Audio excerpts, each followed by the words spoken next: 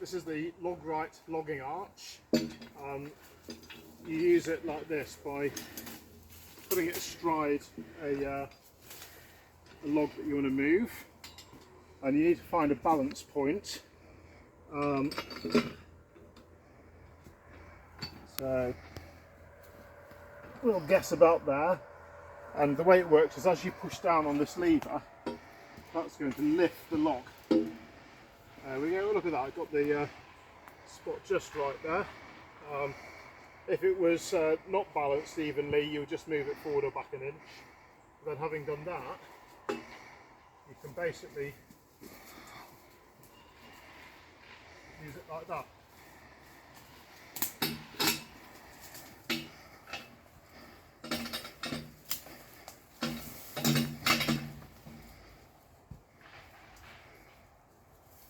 To stop it swinging around, what you can do is tie a little bit of rope between the handle and the log to kind of keep it moving with it, but sometimes it's handy for it to be able to turn for a corner.